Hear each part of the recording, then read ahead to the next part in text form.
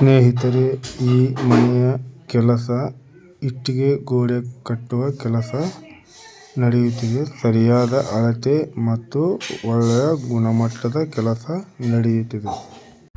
ಭಾಳ ಜನ ಕೇಳ್ತಾರ, ಮೇಸ್ತ್ರಿಯಿಂದ ಸಣ್ಣ ಗುತ್ತಿಗೆದಾರ ಹೆಂಗ್ ಆಗೋದಂತೇಳಿ. ಫಸ್ಟ್ ನಿಮ್ಮ ಕೆಲಸದ ಮೇಲೆ ನಿಮ್ಗೆ ನಂಬಿಕೆ ಇರಬೇಕು. ಆಮೇಲೆ ಒಂದು ಉತ್ತಮವಾದ ತಂಡ ಕಟ್ಟಬೇಕು. ಅದಾದ ನಂತರ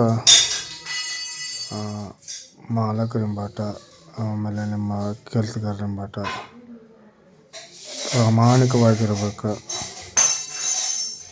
ಇಷ್ಟಿತ್ತಪ್ಪ ಅಂತಂದ್ರೆ ಕೆಲಸ ನಿಮ್ಮ ಹುಡುಕಾಡ್ಕೊಂಡು ಬರ್ತಾವ.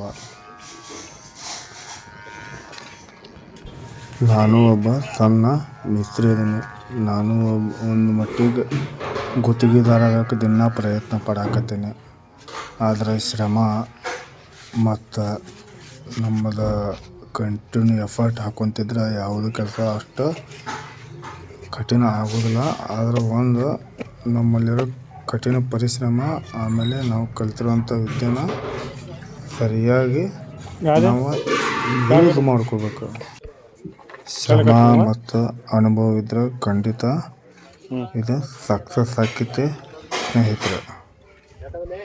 ಇಂತಹ ಮನೆ ನಿರ್ಮಾಣದ ಟಿಪ್ಸ್, ಮೇಸ್ತ್ರಿ ಕೆಲಸದ ಟಿಪ್ಸ್ ಮತ್ತು ಮೇಸ್ತ್ರಿ ಅಂದ್ರೆ ಗುತ್ತಿಗೆದಾರರ ಮಾಹಿತಿ ಬೇಕಂದ್ರೆ ನನ್ನ ಚಾನಲ್ ಸಬ್ಸ್ಕ್ರೈಬ್ ಮಾಡಿರಿ ಮತ್ತು ಲೈಕ್ ಮಾಡಿರಿ.